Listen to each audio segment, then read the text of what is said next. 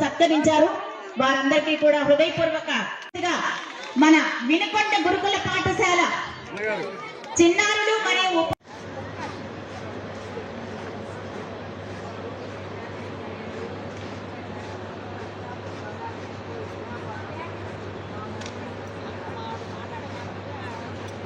కోరుతున్నాం.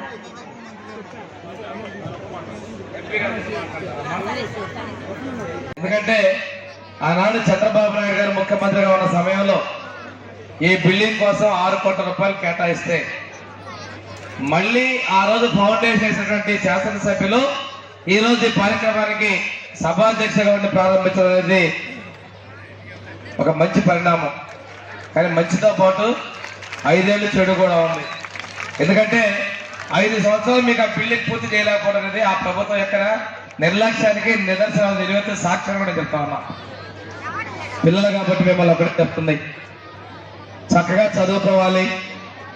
మీ తల్లిదండ్రులు మీ ప్రేమని మమకారాన్ని దూరంగా పెట్టి మీకు మంచి ఉన్నత స్థాయిలో మీరు ఉండాలనేటువంటి ఒక మహోన్నత లక్ష్యంతో వాళ్ళు మిమ్మల్ని ఇక్కడ పెట్టి చదివిస్తున్నారు.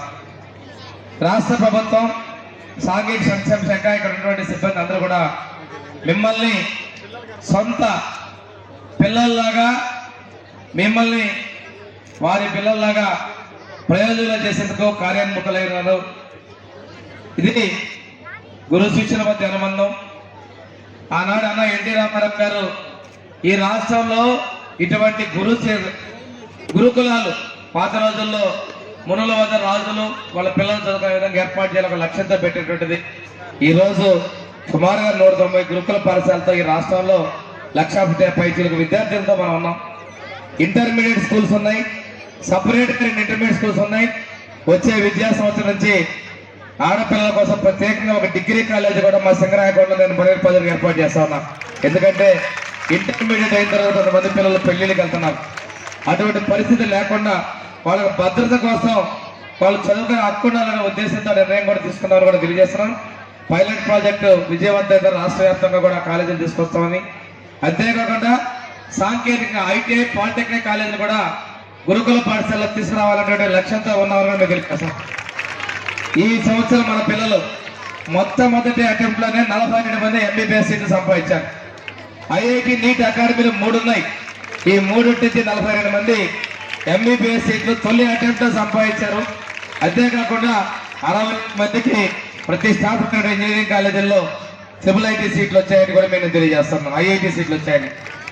అందుకని ఉద్దేశంతో మన ముఖ్యమంత్రి గారు ఈ శాఖ సమీక్ష చేసినప్పుడు ఈ సంఖ్య పెంచాలన్నప్పుడు ఇంకొక 7 ఐఐటి నీట్ శిక్షణ కాలేజీల్ని ఈ రాష్ట్రంలో వచ్చే విద్యా సంవత్సరం నుంచి ప్రారంభించబోతున్నాం. ఇప్పటికే స్టాఫ్ సంబంధించి ఇంటర్వ్యూ కూడా పూర్తయ్యాయని కూడా తెలియజేస్తున్నాం.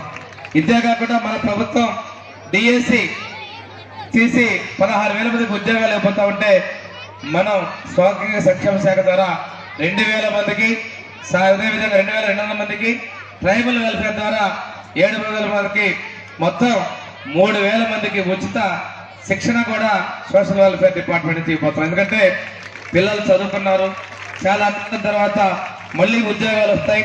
ఇంట్లో ఏదో పనులు ప్రైవేట్ స్కూల్లో పనిచేస్తున్నారు కాబట్టి వాళ్ళకి శిక్షణ ఇవ్వాలనే లక్ష్యంతో నిర్ణయం తీసుకున్నాం. వీటన్నిటికీ ముఖ్యమంత్రి గారి యొక్క ఆశీస్సులతో కార్యక్రమాలు చేపట్టడం తెలియజేస్తున్నాం. ఇంకో విషయం, మీ యొక్క భద్రత కోసం, ఆరోగ్యం కోసం ప్రభుత్వం కట్టుబడి ఉంది. ఒకటి చెప్తున్నా సిబ్బంది కూడా, నేను నాగార్జున యూనివర్సిటీ వర్క్షాప్ పెట్టిన తర్వాత పిల్లలకు ఎవరు సిక్ అయినా ఇమ్మీడియట్ గా 2 గంటల్లో సమాచారం అందించుకొని ఈరోజు మేము కార్పొరేట్ వైద్యం, మొన్న ఒక అమ్మాయికి అయితే 20 లక్షల మెడికవర్ అవసరం ఇచ్చాం. రెయిన్బో హాస్పిటల్ 15 లక్షల రూపాయలు వైద్యం ఇప్పించాం. అదేవిధంగా ఇంకొక అమ్మాయికి తలలో బ్లీడింగ్ అయిపోయి పక్షవాతం వస్తే 2 సర్జరీలు చేయించాం ఫాలో అప్ చేసి. తల్లిదండ్రులు అజ్ఞానం అయితే వాళ్ళు బిడ్డలు దక్కేటువంటి పరిస్థితి కాదు. పాము కాటు దొరికిన బిడ్డలకు కూడా వెంటిలేటర్ మీద నుంచి బయటకు తీసుకోవడం జరిగింది. ఈ విధంగా ప్రత్యేక శ్రద్ధ తీసుకొని 8 మందికి చాలా క్రిటికల్ గా ప్రాణాపాయ పరిస్థితి కాపాడడం కూడా మనం చేయడం జరిగింది. అదేవిధంగా భోజనాల్లో నాణ్యతగా రాజీ పడకూడదని కూడా మేము ముందుకెళ్తా ఉన్నాం. మీ దగ్గర శానిటేషన్ సెక్యూరిటీ బలహీనంగా ఉంది. వాటి కోసం సీసీ కెమెరాల్ని ఏర్పాటు చేయబోతా ఉన్నాం. సీసీ కెమెరాలతో పాటు మిషన్ల ద్వారా ఈ హాస్టల్ అనేది ఇక్కడ మీకు ఏర్పాటు చేయడం జరుగుతూ ఉంది.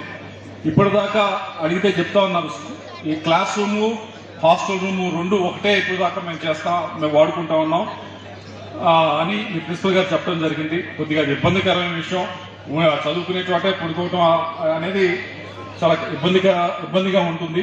అలా కాకుండా ఇప్పుడు సపరేట్గా ఈరోజు ఈ హాస్టల్ అనేది ఏర్పాటు చేయడం అనేది, కట్టుకోవడం అనేది, ఓపెన్ చేసుకోవడం అనేది మంచిది. అయితే దీంట్లో మరి ఎందుకో మరి డార్మెటరీస్ చూశాను, నెంబర్ ఆఫ్ డార్మెటరీస్ చాలా తక్కువ ఉన్నాయి. మరి కేవలం 6 మాత్రమే ఉన్నాయి. 6 + 4 10 డార్మెటరీలు మాత్రమే ఉన్నాయి. మరి 14 డార్మెటరీస్ అంటే డార్మెటరీకి ఎంతమంది పడుకుంటారు? 40 ఉంటారు. మరి కొద్దిగా ఎక్కువ అనుకుంటా. ఉన్న డార్మెటరీ సైజ్ ఉన్నాయి 800 SFT, 40 మెంబర్స్ పెడితే కింద ల్యాబ్స్ ఎక్కువ పెట్టినట్టున్నారు. కొద్దిగా తగ్గించి దానిలో ఉన్న అడ్జస్ట్ చేయడానికి చూడండి. మరి 40 మంది అంత చిన్న స్పేస్లో ఉంటే కొద్దిగా ఇబ్బంది పడతారు. కొద్దిగా అది చూడండి.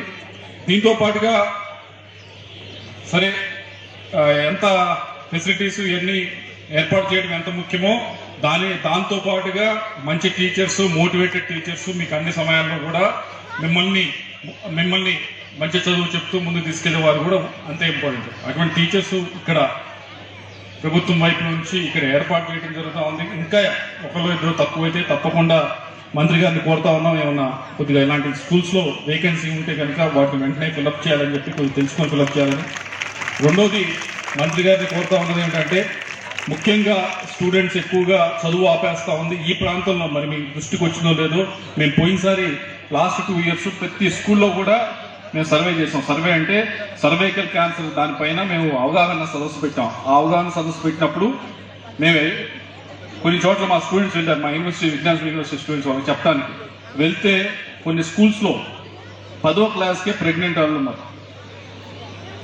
చాలా దారుణమైన విషయం అది. ఇక్కడ ఎక్కువగా అండర్ ఏజ్ పిల్లలు పెళ్లి చేసుకోవడం అనేది జరుగుతోంది. దానికి ముఖ్యమైన కారణం మొన్న మధ్యన ఒక దీంట్లో కూడా చనిపోవడం జరిగింది ప్రెగ్నెన్సీ అప్పుడు కూడా.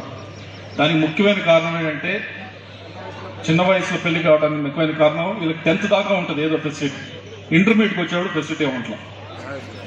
దాన్ని ఏర్పాటు చేస్తేనే ఉపయోగం. ఆ 11th 17-18లో ఇప్పుడు పూర్తి చేసుకున్నాం. ఇప్పటి వరకు పిల్లలు క్లాస్ రూమ్లోనే అదే క్లాస్ రూము అదే డార్మెటరీ లాగా వాడుకుంటున్నారు. ఇప్పుడు మనకి ఒక మంచి ఫెసిలిటీ వచ్చింది. సో పిల్లలందరినీ నేను రిక్వెస్ట్ చేసేది ఏంటంటే, ఈ ఫెసిలిటీలోకి ఇమీడియట్గా వచ్చేసేయండి. మళ్ళీ దీనికోసం వెయిట్ చేయకుండా ఈరోజు ఇక్కడ ప్రారంభించుకున్నాము గౌరవ పెద్దల చేతుల మీదుగా. ఇమీడియట్గా దాన్ని ఆక్యుపై చేసుకొని ఈ సైడ్లోకి తీసుకురండి. మళ్ళీ దానికోసం వెయిట్ చేద్దామా. అట్లాగే మీకు ఇచ్చినటువంటి కొత్త ఫెసిలిటీ జాగ్రత్తగా వాడుకోవాలి. మన ఇల్లు అయితే ఎంత శుభ్రంగా పెట్టుకుంటామో అలాగే మన గదులు, మన టాయిలెట్స్ జాగ్రత్తగా పెట్టుకోవాలి. ఈ స్కూల్ ప్రిన్సిపల్ని మిగతా వాళ్ళని నేను రిక్వెస్ట్ చేస్తుంది ఏంటంటే, మన ఇంటిని ఎట్లయితే శుభ్రంగా ఉంచుకోవాలనుకుంటామో అలాగే దీన్ని మెయింటైన్ చేయాలి. పిల్లలకి మంచి భోజనం అందించాలి, టైంకి వారికి విద్యాబుద్ధులు చెప్పాలి, వారికి సహాయం చేయాలి. అలాగే అనారోగ్యంగా ఉన్నటువంటి పిల్లలు ఇమీడియట్గా మనం కేర్ తీసుకోవాలి. ఇప్పుడు హాస్టల్స్ మీద, విద్య మీద ప్రభుత్వం చాలా ఫోకస్ పెడతా ఉంది. గౌరవ హెచ్ఆర్డీ మినిస్టర్ గారు అయితే ఎడ్యుకేషన్ మీద చాలా ఫోకస్డ్గా ఉన్నారు. సో వీటిని దృష్టిలో పెట్టుకొని మనము మన ప్రాంతానికి ఇంత మంచి ఫెసిలిటీ తీసుకొచ్చినటువంటి గౌరవ విప్ గారిని మరొకసారి ధన్యవాదాలు తెలియజేసుకుంటూ, సుమారుగా 6 కోట్లతోటి ఈ బిల్డింగ్ మనం ఇవాళ ప్రారంభోత్సవం చేసుకుంటున్నాము. ఇంత మంచి ఫెసిలిటీ ఇచ్చినందుకు పిల్లలు కూడా కష్టపడి చదువుకొని మీ తల్లిదండ్రులకు, మీ స్కూల్లో టీచర్స్కి, మీ గ్రామానికి మంచి పేరు తీసుకురావాలని మనస్ఫూర్తిగా కోరుకుంటూ అందరికీ నా ఆశీస్సులు. కంటూ ఉంటారు కాబట్టి మీరు మంచిగా చదువుకొని పైకి రావాలి. ఈరోజు అందరూ గర్ల్ చైల్డ్ ఇక్కడ కనబడుతున్నారు. నాకు ఒలింపిక్స్లో మనకి మెడల్స్ తీసుకొచ్చినటువంటి వాళ్ళలో ముఖ్యంగా విమెన్ నుంచి ఎక్కువ మెడల్స్ మనకు ఉన్నాయి. వాటిని స్ఫూర్తిగా తీసుకోండి. మీరు ఆడపిల్లలు ఏదైనా సాధిస్తాము, అంతరిక్షాన్ని మాత్రమే మేము హద్దుగా పెట్టుకుని పైకి ఎదుగుతామనేటువంటి ఒక బలమైన సంకల్పాన్ని ఏర్పాటు చేసుకోండి. ఏర్పాటు చేసుకుని మీ ముందు కల్పనా చావ్లా కనబడుతుంది. షటిల్ మీలాగే చుట్టూ ఇలా పైకి రిబన్స్తో కట్టుకుని ఉండేదాన్ని. మీకైతే ఇప్పుడు చాలా మంచి ఫెసిలిటీస్ ఉన్నాయి, కానీ మా టైంలో అయితే ఇంత ఫెసిలిటీస్ ఉండేది కాదు. సరైన బిల్డింగ్ కూడా ఉండేది కాదు. సో ఫుడ్ కూడా చాలా ప్రాబ్లమాటిక్గా ఉండేది. సో ఇవన్నీ చూసి ఆ హాస్టల్లో ఉండలేక ఒకరోజు గోడ దుంకి పారిపోవడానికి కూడా ట్రై చేశాను. అయితే పారిపోవడంలో విఫలమయ్యాను, కానీ విఫలమయ్యాను మళ్ళీ తీసుకొచ్చి హాస్టల్లోనే వేశారు. సో అలా వేయడం వల్ల ఈరోజు మీ ముందు ఇలా సక్సెస్ఫుల్గా ఒక ఆర్టీఓగా నిలబడ్డాను. నమ్మండి, గురుకుల పాఠశాలలో చదువుకున్న ప్రతి ఒక్కరు కూడా చాలా మంచి పొజిషన్లో ఉంటారు. ఎందుకంటే మీకు ఇంత మంచి ఫెసిలిటీస్ ప్రొవైడ్ చేస్తూ టీచర్స్ కూడా ఎప్పుడూ మీతోనే ఉంటూ మీకు స్టడీ అవర్స్ అనేవి కండక్ట్ చేస్తూ చాలా మంచి క్రమశిక్షణ అనేది నేర్పుతారు గురుకుల పాఠశాలలో. సో మీరు చేయాల్సిందల్లా ఒకటే, చదువుకోవడం. దానివల్ల మనకేంటి అంటే మన గవర్నమెంట్ ఏంటి అంటే మన పిల్లలు చదువుకొని మంచి స్థాయిలో ఉంటారని కోరుకుంటున్నారు. కాబట్టి మీకు అందరికీ కూడా ఇంత మంచి ఫెసిలిటీస్ ప్రొవైడ్ చేయడం జరిగింది. సో అందరూ కూడా చక్కగా చదువుకొని క్రమశిక్షణతో ఉండి జీవితంలో అందరూ కూడా మంచి పొజిషన్స్కి వెళ్ళాలని కోరుకుంటూ అందరికీ కూడా all the very best. Thank you. ఇవాళ ఒక గురుకుల పాఠశాల ఓపెన్ చేయించారు. గురుకుల పాఠశాల అంబేద్కర్ గారి పేరు ఎందుకు ఓపెన్ చేశారు తెలుసా? పిల్లలకి అందరికీ అంబేద్కర్ గారి పేరు ఎందుకు పెట్టారు తెలుసా? ఆయన కూడా ఒక పేద కుటుంబంలో, దళిత కుటుంబంలో పుట్టి కష్టపడి చదువుకొని ఎన్నో అవమానాలు పడినా సరే చదువే నమ్మకంగా పెట్టుకొని చదువుకొని ఉన్నత స్థాయికి వెళ్ళి ఎంపీగా అయ్యి తర్వాత మనం వాళ్ళందరూ కూడా కలిసిమెలిసిగా ఉంటున్నామంటే సమాజంలో అందరం కూడా ఒక బాబాయ్ సాహెబ్ అంబేద్కర్ గారు రాసిన రాజ్యాంగం వల్లే మనందరం ఇవాళ కలిసి ఉంటాం. అందరం కూడా కష్టపడి చదువుకోండి.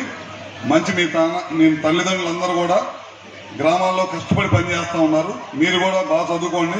ఇప్పుడే ఆర్డీఓ గారు కూడా చెప్పారు, నేను కూడా ఒక గురుకుల పాఠశాలలో చదువుకొని కష్టపడి ఇవాళ ఈ స్థాయికి వచ్చానని.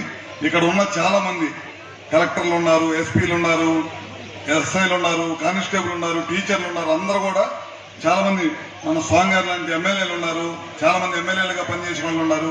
అందరూ కూడా పేద కుటుంబంలో పుట్టి చదువుకొని కష్టపడి చదువుకునే వాళ్ళు వచ్చారన్నమాట. సమాజంలో కూడా ఎన్ని అసమానతలు తొలగించేది ఒక్క చదువుతోటే అయింది. తల్లిదండ్రులు డబ్బులు ఇస్తే జీవితంలో చివరి దాకా మన దగ్గర ఉంటాయో ఉండవో చెప్పలేం, కానీ చదివిస్తే మాత్రం మనం చనిపోయిన దాకా మనం వెంటే ఉంటుంది అనమాట. అందుకని కష్టపడి అందరూ కూడా చదువుకోండి. ఏమండి గేమ్స్ పీరియడ్ అవి కూడా ఉంటాయా? అన్ని సాయంత్రం కూడా 1 గంట ఉంటుందా? ఖచ్చితంగా గేమ్స్ ఆడించండి. ఆడపిల్లలు ముఖ్యంగా గేమ్స్ ఆడించండి. స్కూల్లో హెల్త్ ఎప్పుడు రెగ్యులర్గా చెక్ చేస్తూ ఉండండి. పిల్లలు ఏ విధంగా ఉన్నారో కొన్ని హాస్టల్స్లో మనం వింటా ఉన్నాము. ఎక్కువగా మీ హాస్టల్స్లో మీ పట్లే బాధ్యతగా ఉంటుంది. ఎందుకంటే వాళ్ళ తల్లిదండ్రుల నుంచి వదిలేసి వాళ్ళ దగ్గర కంటే మీరే తల్లిదండ్రుల కింద భావించి మీ దగ్గర ఉంటారు. కాబట్టి ఎక్కువ వాళ్ళని జాగ్రత్త చూడాల్సిన అవసరం ఉంది. ఈ స్కూల్కి మేము వచ్చి ఓపెన్ చేసాం. ఈ స్కూలు ఈ రాష్ట్ర చరిత్రలోనే ఒక మంచి స్కూల్గా ఎదగాలని చెప్పి పేరు కోరుకుంటూ సెలవు తీసుకుంటాం. విజన్ 2047 కల్లా మీలాంటి వాళ్ళు ఎంతో మంది గొప్ప వాళ్ళు తయారు చేసేటువంటి అవకాశం మనకుంది. దేశం అభివృద్ధి చెందాలి, పేదరికం లేకుండా పోవాలి. ఈ 5 ఏళ్లలోనే 20 లక్షల మందికి ఉద్యోగ ఉపాధి అవకాశాలు రావాలని ఎన్నో ప్రణాళికలతో ముందుకెళ్తున్నారు మన చంద్రబాబు గారు. ఇలాంటి ముఖ్యమంత్రులు మన రాష్ట్రంలో భవిష్యత్తులో కూడా కొనసాగుతారు. దానివల్ల అభివృద్ధి సాధ్యపడుతుంది. అభివృద్ధిలో మన రాష్ట్రం దేశంలోనే ముందుకెళ్తుందని ఈ సందర్భంగా తెలియజేస్తూ మీరు మరింత బాధ్యతగా కష్టపడుతూ ఉన్నత శిఖరాలకు ఎదగాలని కోరుకుంటూ శివశక్తి ఫౌండేషన్ ద్వారా మన జిల్లా కలెక్టర్ గారి సహకారంతో లీడ్ ఇండియా ప్రోగ్రామ్స్ మళ్ళీ స్కూల్స్లో మంచి టీచర్స్ని తీసుకొచ్చి లీడ్ ఇండియా ప్రోగ్రామ్స్ పెట్టిస్తామని చెప్పేసి మీ అందరికీ మనవి చేసుకుంటూ, లీలావతి గారి గతంలో కూడా లీడ్ ఇండియా ప్రోగ్రామ్స్ పెట్టారు. దానివల్ల చాలామంది పిల్లలు మంచి క్రమశిక్షణతో ఉన్నత ఆశయాలతో ముందుకెళ్లారు. మీరు మళ్ళీ పెద్ద ఉన్నత శిఖరాలకు వెళ్ళి మన ప్రాంతాన్ని, జిల్లాని అభివృద్ధి చేయాలని కోరుకుంటూ అప్పుడప్పుడు మీకు హెల్త్ క్యాంప్స్ కూడా స్పెషల్గా డాక్టర్స్ని, మంచి డాక్టర్స్ పిలిపించి మీకు హెల్త్ క్యాంప్స్ పెట్టిస్తాం. ఐ చెకప్ చేయించి కళ్ళజోళ్ళు కూడా ఉచితంగా శివశక్తి ఫౌండేషన్ ద్వారా అందిస్తామని సందర్భంగా తెలియజేస్తూ, మా చిన్నారులందరికీ ఎప్పుడు కూడా ఒక తండ్రిగా మీ అందరికీ తోడుంటా. ఏదైనా కష్టం వచ్చినా, ఇబ్బంది వచ్చినా అప్పుడప్పుడు మీ స్కూల్కి వచ్చినప్పుడు చెప్పండి. మా ఇల్లు కూడా ఇక్కడే కొత్తపేట, ఎప్పుడే ఏ సమస్య వచ్చినా మీకు కొండంత అండగా ఉంటానని తెలియజేస్తూ, మీరందరూ ఉజ్వల భవిష్యత్తు ఎదగాలని మనస్ఫూర్తిగా ఆశీర్వదిస్తూ సెలవు తీసుకుంటారు.